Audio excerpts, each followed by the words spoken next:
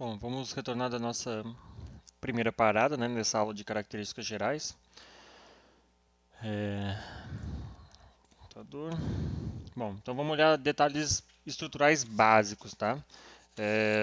Que caracterizam as plantas vasculares sem sementes, né, no geral, sabendo que não é um grupo monofilético, mas essas características elas meio que se repetem entre esses grupos, né? Provavelmente estava lá no ancestral comum. Uma das principais características é o tipo de caule.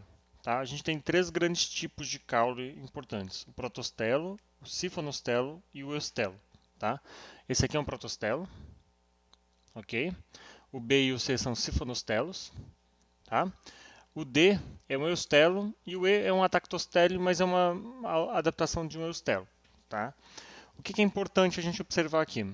Primeira coisa, no protostelo, ele é considerado o mais, vamos dizer assim, primitivo. Tá? Ele tem um feixe sólido de tecido vascular aqui dentro, tá? Que é o xilema e o floema aqui em torno dele, ok? É, e está difundido aqui ao redor, né? O sifonostelo, ele tem uma medula central, estão vendo? Ó? Tem esse espaço aqui que não está aqui presente. Então a gente tem um xilema aqui ao redor e o floema circundando, né? Esse xilema, ou pode ser nesse formato, né? Em pequenos feixes, tá? Mas o xilema é sempre circundado pelo floema. E no eustelo, não. No eustelo a gente tem, obviamente, a medula que está aqui presente, né? Mas o xilema não é circundado pelo floema, como vocês estão vendo com a Roberta. Eu vou mostrar um pouco mais como é que foi o processo evolutivo disso, tá? Isso impacta um pouco no formato, uma história chamada cicatriz foliar, tá? Então, o que a gente tem, né? Provavelmente de um tipo de caule protostélico, que é esse aqui, o A, tá? Surgem adaptações, tá? Esses aqui são tipos de protostelos. Então a gente tem aqui um aplostelo, ok? Aqui a gente tem um plectostelo. Tá? Ninguém precisa lembrar esses nomes, o importante é o geral, né? Que é esse eixo de floema circundando o xilema e a ausência de uma medula, tá? Já no caso do sifonostelo e do eustelo, a gente tem aqui dois sifonostelos, né? Vocês podem ver, eu posso ter inclusive o floema por dentro e por fora do xilema, ou só por dentro, mas a medula presente, e o eustelo está aqui, tá? Que pode evoluir depois para um atactostele. Eustelo é o que a gente vai encontrar num grupo chamado Eudicotiledôneas. Caules atactostélicos são comuns em monocotiledôneas. A gente vai ver isso no semestre que vem, tá? Mas essa é a estrutura geral de tipos de caules que as plantas apresentam. Tá? Aqui a gente tem, por exemplo, de um polipódio, né, que seria um grupo mais diversificado, mostrando já essas estruturas mais separadas, né, um sifonostelo, né, um tipo de sifonostelo do tipo dictiostelo. Okay? Então a gente tem protostelo, sifonostelo e eustelo são os três grandes tipos de caule que vão estar presentes nessas plantas. E quem tem isso, né? O protostelo estava lá em Rhinia, Rhiniophyta e Zoosterophyllophyta, tá? E a gente vai encontrar em Lycopodidae, que é o grupo mais é, o grupo vivente, né? E ainda em Psilotum. Tá? Isso é importante lembrar porque Psilotum foi uma discussão muito longa a quem pertencia. Depois, quando eu falar de Psilotum, vocês vão entender o porquê. Do protostelo, como a gente viu, evolui para mais de um tipo, né? Sifonostelo está em todas as outras samambaias. E eustelo, como eu falei, vai estar só em angiospermas e gimnospermas também. Tá? Então, ou eu tenho protostelo ou eu tenho sifonostelo. Tá? Esse tipo de caule permitiu que as plantas crescessem muito mais, porque não há um processo de embolia, né? A Roberta deve discutir isso um pouco com vocês, tá? Mas para lembrar em samambaia, ou eu tenho protostelo ou eu tenho um sifonostelo, tá? A folha também evolui, são dois tipos de folha. Aqui é bem importante lembrar, porque separa e deu uma maior clareza do que é uma licófita e o que é uma samambaia, tá? Tem uma folha que é chamada de micrófilo e outra é megáfilo. Eu vou tentar descrever para vocês, depois tem mais ilustrações. Micrófilo não significa que é pequeno, tá? Tem em relação com a origem, porque eu né, no registro fóssil há micrófilos de 1 metro, por exemplo, enquanto eu tenho hoje em dia megáfilos de milímetros, tá? Então não tem relação com o tamanho. Tanto é que o Schneider, né, ele propõe o termo licófilo e eufilófilo, que talvez fique mais fácil. Licófilo é a mesma coisa que micrófilo. Eufilófilos, eu de verdadeiro, né, seriam as folhas verdadeiras. Como é que surge um licófilo e um eufilófilo? Tá? Primeiro que vocês vão ver que o licófilo, ó, isso aqui é o caule, né? Ele parte, portanto, de um protostelo, ok? por isso que ele está presente nas licófitas, tá? É, é, Psiloto não tem folha, então ele não entra nesse esquema, tá? É, o licófilo, ele se origina provavelmente de uma... Por exemplo, lembrem lá em Zosterophyllophyta tinha uns espinhos, né? Eventualmente uma enação, ou de um esporanjo abortado, de uma estrutura assim no ancestral, né, dessas plantas, que foi inchando, né, foi se desenvolvendo, foi se ampliando para formar uma folha. Então, essa folha, esse licófilo, ele surge de uma enação, tá? De uma estrutura estéril, e que vai desenvolver um tecido ao redor que vai dar origem à folha. Por conta disso, ele tem uma única nervura, tá? E ele deixa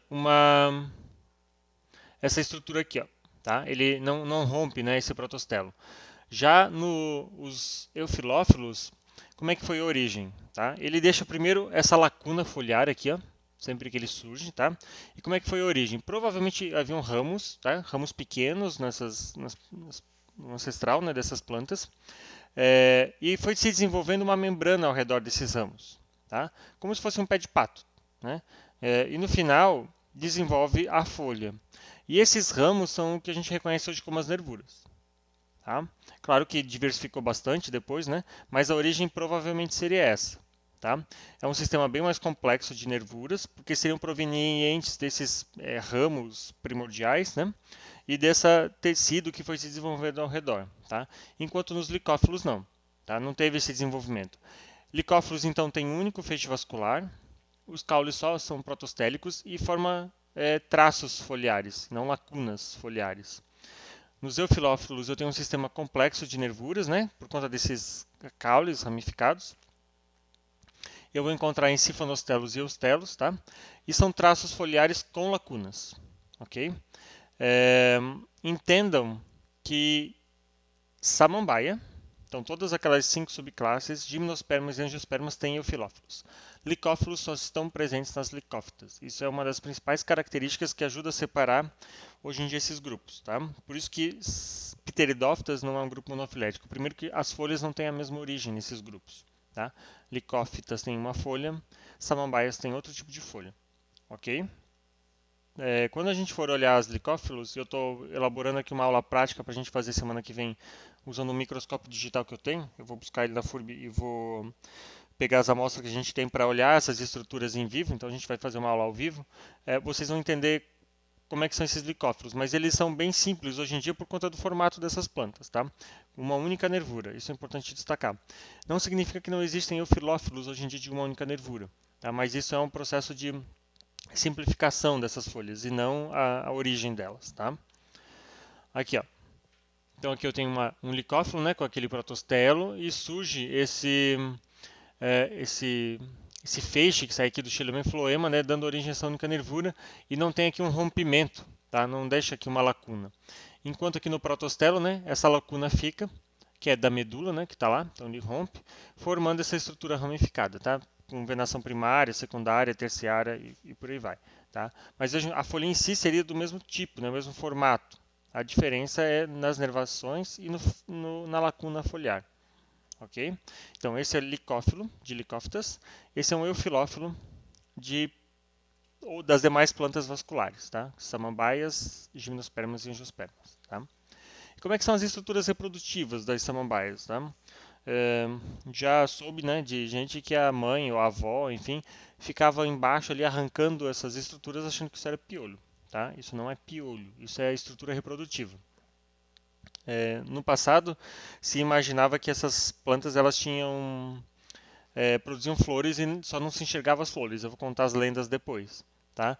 Que estão no livro História Natural da Samambaia, mas elas não têm flores, tá? Então, o que são essas estruturas? São esporângios, tá? E eles podem se formar de duas formas. Eu posso ter o eusporângio ou eu posso ter o leptosporângio. A imensa maioria das samambaias tem leptosporângio, são leptosporangiadas, mas eu também tenho os eusporângios, tá? Como é que é a origem desse eusporângio? Então está aqui a folha, né? Do lado de baixo dela, o lado abaxial, aqui só está invertido, né? Para ficar mais fácil. conjunto de células na epiderme se diferencia, tá? E começa a sofrer divisões. Vocês vão ver aqui, algumas dividem periclinalmente, outras anticlinalmente, né? E forma essa estrutura aqui, esse esporângio com várias camadas de célula de proteção, tá? E inúmeras células aqui dentro que vão dar origem aos esporos. Tá? Então tem inúmeros esporos aqui dentro e várias camadas de proteção no eusporângio. Tá? Na leptoesporangiada é diferente. Uma única célula se diferencia, tá? Ela é elevada. Uma parte dela, né, depois das divisões, vai formar um pedicelo, que está aqui embaixo, né, que vocês estão vendo, pequeno, né, poucas células. Uma única camada de células vai originar a cápsula, e essa cápsula, né, tem essa única camada, e internamente eu vou ter 8, 16, 32 ou 64 esporos, na média. Tá? É um número múltiplo sempre de 8. Tá? Então eu tenho um número fixo aqui, geralmente de esporos, aqui dentro, né? Uma cápsula de uma única camada de células, a gente vai detalhá-la um pouco mais, e um pedicelo. Tá? Essas são as leptoesporangiadas. Tudo isso para produzir esporos, né? Então lembre que isso aqui eram células 2N, porque eram parte da folha, né? E vão sendo diferenciadas, aqui é o tecido esporogênico, né? Aqui ele ainda pode ser 2N, ele começa daí a fazer meiose para produzir os esporos. Aqui é a mesma coisa, tá? Esses eusporângios, eles são bem característicos, mas os leptoesporângios não. O formato de abertura dessa cápsula, tá? Neste caso aqui, ajuda a definir algumas ordens. Porque nas mais basais, né, menos derivadas, ele abre assim, ó, tá? Os esporos estão aqui dentro, ele abre assim superficialmente e não há uma diferenciação entre as células da parede como está aqui, ó, que a gente vai chamar de ânulo. Depois tem uma ilustração melhor. Tá? Isso aqui está no grupo das osmundas, que a gente vai ver adiante. Isso aqui está no grupo das esquísias, tá? Anêmias e afins. O ânulo ele fica no ápice, tá? E a abertura é aqui. Ó. Nos grupos mais derivados, não. Nos grupos mais derivados eu tenho esse conjunto de ânulo aqui, tá? E uma região chamada de estômio, que ele vai romper para os esporos saírem. Então, o formato do esporângio, se alguém me trouxer só um esporângio, pelo formato eu consigo dizer mais ou menos a ordem, tá? Porque eles são bem característicos, tá? E o que caracteriza então, né? Qual a diferença de eusporângio e leptoesporângio, para a gente entender, né? Tabelinha aqui resumindo. O número de células de origem no eusporângio são várias, no leptoesporângio é apenas uma. O número de esporos no eusporângio é grande, tá? Geralmente mais que 100. No leptoesporângio não. 8 ou seus múltiplos, né? No geral até 64. Aqui eu tenho uma cápsula no eusporângio. No leptoesporângio também eu tenho uma cápsula, mas essa cápsula aqui tem pedicelo e uma única camada de células. Tá? Aqui tem duas camadas, né? Aqui apenas uma, ok? E aqui, quem é eusporangiado? Todas as licopodide, todas as ofioglosside, maratide, psilotide e exetide. Tá? São os grupos menos derivados. A única subclasse que tem leptoesporangia é a polipodide, mas aqui tem umas 12 mil espécies, enquanto aqui eu devo ter umas 2 mil, mais ou menos. Tá? Então esse é o grupo mais diversificado que apresenta essa estrutura. Bom, aqui eu tenho um esporângio de equiseto, né? Uma planta esporangiada, essa aqui é a estrutura, tá? Esse aqui eles estão fundidos, a gente vai ver isso na aula de equiseto, formando essa estrutura aqui. E cada pontinho verde desse daqui é um esporo, só para vocês terem uma ideia, tá? Mas quando eu entrar nesses grupos, né, de eusporangiadas, eu vou detalhar melhor, porque cada um tem um formato um pouco diferente, tá? Aqui são vários eusporângios reunidos nessa estrutura aqui. No caso dos leptoesporângios, eu quero reforçar aqui, né? Eu tenho um pedicelo, a cápsula, tá? Umas células que têm esse formato mais escuro e a gente percebe isso, né? Que é o ânulo, tá? Aqui onde isso não ocorre é o estômio, onde ele rompe para liberar os esporos. Esporo de samambaia pode ser de dois tipos, tá? É o esporo agora que eu estou falando, não do esporângio. O esporo ele pode ser monolete, quando ele tem uma única abertura, por onde o gametófito começa a germinar, ou trilete, com 3 aberturas, tá? Tem espécies. A espécie X é monolete, a outra espécie às vezes é trilete. Eu tenho que olhar às vezes isso para chegar ao nível de espécie, tá? Não é tão comum, mas acontece em alguns grupos, inclusive que ocorrem na região, tá? E o esporo ele tem duas camadas, uma camada de o exósporo, tá? Secretada pelo próprio esporo, e o perisporo, que é depositado pelo esporanjo. Tá? O formato disso também é interessante. Tá? A gente já percebe que dá de identificar gêneros pelo formato das camadas do esporo. E como é que funciona esse estômio ali, né? Estão vendo ali na ilustração, né? É uma região de parede mais fina, mais delicada, que rompe para liberar os esporos, tá? E é bem violento às vezes. E esses esporângios, eles estão reunidos numa estrutura que a gente vai reconhecer geralmente como soros, tá? Que é na maior parte das plantas, que são aqueles pontinhos que eu mostrei naquela outra imagem marrons, tá? Então aqui está a folha, né? A lâmina, tá? Aqui é o lado de baixo. Aqui estão vários esporângios, ok? E neste caso eu tenho um indúzio, que é uma membrana de proteção. Ele nem sempre está presente, depois eu vou falar dele mais detalhadamente. Tá? Então eu posso ter uma planta com indúzio, que seria uma membrana que protege os esporângios, e uma planta sem indúzio. É, essa reunião aqui de esporângios, então vários esporângios reunidos, formam o que eu chamo de soros. Tá? E dentro de cada esporângio, vários esporos. Aqui uma imagem de microscopia, né? Então, aqui é o pedicelo, o estômio, que é a parte mais delicada. Vocês podem ver que aqui a parede é mais grossa mesmo, que é o ânulo. Tá?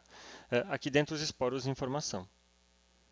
Quando seca, né? Essa estrutura rompe e explosivamente lança os esporos. Tem vários estudos para tentar entender por que esse é mais efetivo.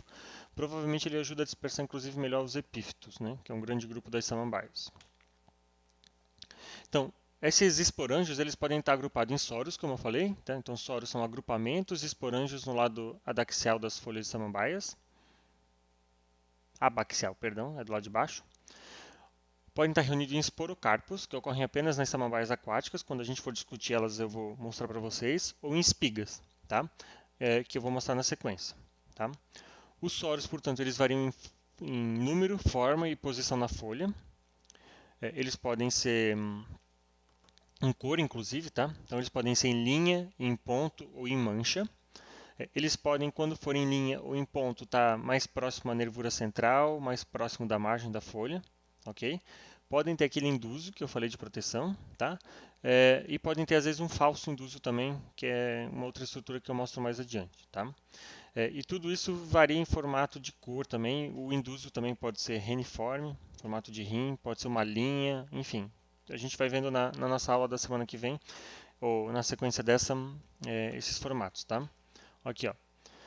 Isso aqui tem um indúzio, eu tô vendo, essa é uma membrana. Cada pontinho preto desse é um esporângio, ok? Então tem vários. Aqui, ó. Aqui o indúzio foi removido, aqui o indúzio está presente, também meio reniforme, tá? Aqui vários esporângios.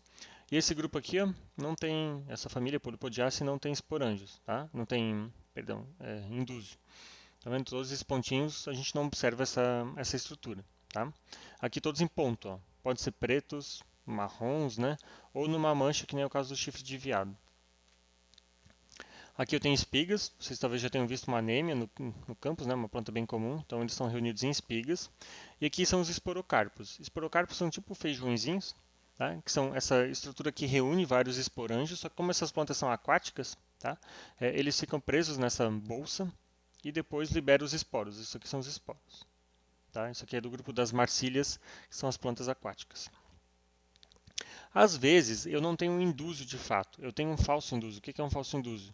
Falso indúzio é muito comum na família Pteridaceae, nas anêmias, né? Perdão, nas avencas, o gênero Adiantum. É a folha que se dobra para proteger os esporângios. Tá? Então vejam aqui, não é uma estrutura como aqui, ó, que se desenvolveu especificamente para isto, né? Para proteger esses soros. É a folha, a margem dela que se dobra, vocês estão vendo aqui, para proteger os esporângios. Tá? Isso é um falso indúzio, isso não é um indúzio verdadeiro. Isso é comum na família Pteridaceae. Tá? Bom, o Moran ele foi quantificar essa estrutura, tá? Quantificar os esporos. Olha só, ele contou numa folha de uma espécie 7.134 soros. Cada soro tem mais ou menos 16 esporângios, né, naquela média. Então eu tenho 114.144 esporângios numa folha. Cada esporângio pode ter 64 esporos, ou seja, eu tenho mais de 7 milhões de esporos numa planta de 60 centímetros.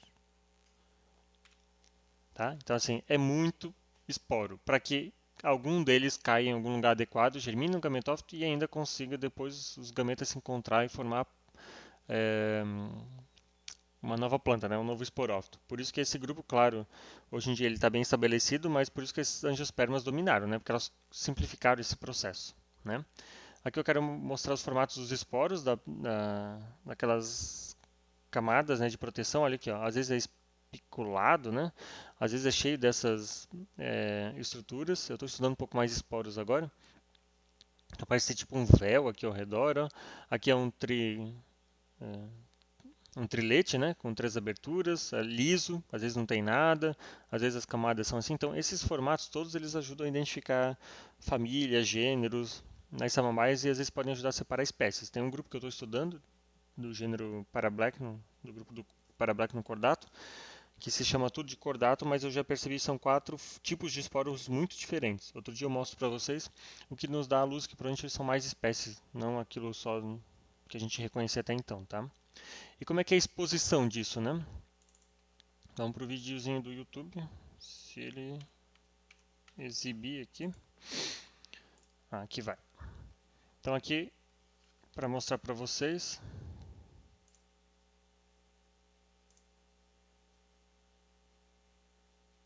não tem áudio, mas ó, isso aqui é uma polipodiácita, não tem indúzio, então vai dar um zoom num soro deste. Vários esporângios, ok? Esses bem amarelos claros já são esporos, né, que caíram, e aqui ele está rompendo, ó, para liberar os esporos. Então rompeu no estômio, né, e solta os esporos. Isso às vezes é mais violento, tá? Na aula prática a gente vai conseguir ver. Aqui dá de ver um pouco o ânulo, né, dá de ver esses formatos de células diferenciadas, né, e aqui ele vai romper de novo, tá? Outros estavam se mexendo, né, ele começa a romper vários ao mesmo tempo, tá? E aqui, ó, tá?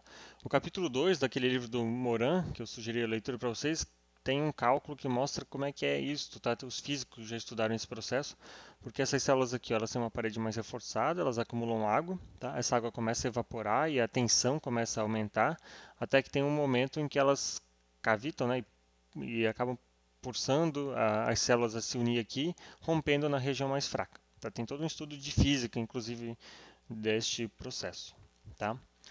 E esses esporos, né? As plantas, como eu falei, além deles poderem ser monoletes ou triletes, né, que é o formato do esporo, a planta ela pode produzir um único tipo de esporos, são as plantas homosporadas, ou elas podem ser heterosporadas, tá? Quem são heterosporadas? Eu vou encontrar plantas heterosporadas nas Lycopodidae, em 2 grupos, e nas samambaias aquáticas, apenas, tá? Todas as demais samambaias são homosporadas, produzem um único tipo de esporo e esse esporo vai produzir um gametófito que produz gametas masculinos e femininos. Na heterosporada, eu tenho uma planta que vai produzir esporos masculinos e o outro produz os esporos só femininos. O esporo masculino dá um gametófito só masculino, que produz só um pterozoide, e no outro caso só a osfera, tá? Esporos não causam alergia, porque eles não têm as mesmas estruturas que um grão de pólen, tá? Então não há quem tem rinite, né? Que no meu caso não tem problema com trabalhar com esporos, porque eles não causam reação alérgica, tá? E a maioria no geral é marrom ou preta, como vocês podem ver nas imagens do lado, tá? Podem ser ainda amarronzadas como aqui e raramente elas são verdes, tá? É, verde faz fotossíntese, então aqui eu tenho cloroplasto presente nesses esporos. Equisetum é o mais comum deles, tá? Esses esporos que são aclorofilados, né, os que não são verdes, eles formam tipo um banco de sementes, entre aspas, né? Então eles ficam no ambiente, eles não germinam no primeiro momento, mas os que são verdes, eles precisam germinar rapidamente, tá? É, esses aclorofilados eles podem germinar depois, na presença de luz, então eles podem ficar enterrados por um tempo, se ficarem protegidos, e tem hormônios ali que vão induzir o desenvolvimento. Aqui eu tenho um tipo, né, de um licopódio, que é verde, e geralmente, quando germina, ele é meio cordiforme, o gametófito, no de licopódio é um pouco diferente, tá? É, o esporo, que é verde, ele germina, pode germinar no escuro, mas ele vai precisar de luz, tá? E ele dura por pouco tempo, tá? Ele tem até 7 dias, pelos cálculos, para germinar. Esses esporos desses gêneros, então, eles geralmente ficam mais enterrados, tá? E formam esses gametófitos bem diferenciados, são subterrâneos, tá? E em alguns casos destes grupos, em que o esporo estava enterrado e o gametófito germina ali embaixo, eles estão associados com fungos micorrízicos, tá? Uma certa associação desses gêneros com fungos micorrízicos. Os esporos de licopódio ainda são interessantes, eles eram usados no passado para produzir flash, para câmeras fotográficas. Olha só, eles armazenam gordura como recurso, tá? E são inflamáveis, tá? Eram usados para flash e também como eles são hidrofóbicos. Se eu passar na mão, né, encher a mão como se fosse um talco assim desses esporos, mergulhar na água não me molho, tá? Eu vou mostrar um videozinho agora de como é que é esse flash, né?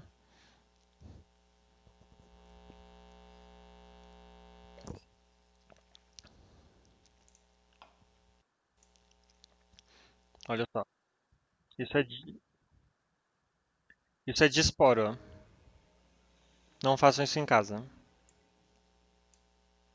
Então, olha só, eu vou pular um pouquinho, né? Eles encontraram o Lycopodium clavatum, que é uma espécie que corre na região aqui, ó, cheia de estróbilos, tá? Eles coletaram os estróbilos, não preciso mostrar isso, levam pro laboratório, enfim, para casa, deixa secando. No final ele vai liberar os esporos. Aqui, ó, no fim, tem muito esporo, né? A gente já viu os cálculos. E essa estrutura que é usada como era usada para fazer flash antigamente para luz, tá? Porque ele é altamente é, inflamável, né? Deixa eu fechar aqui, senão vai ficar o áudio no fundo. Os esporos verdes, eles só ocorrem em 7% das espécies, tá? Eles duram pouco tempo, tá? E germinam rapidamente, ok? Então eles não têm dormência. Tá? Então eles são mais raros mesmo, são grupos muito específicos e a gente descobriu recentemente no grupo que eu trabalho, Blackness, um gênero que a gente desconfiava que tem esporos verdes, de fato possui esporos verdes. Bom, eu vou fazer uma pausa, daqui a pouco eu continuo com a segunda parte.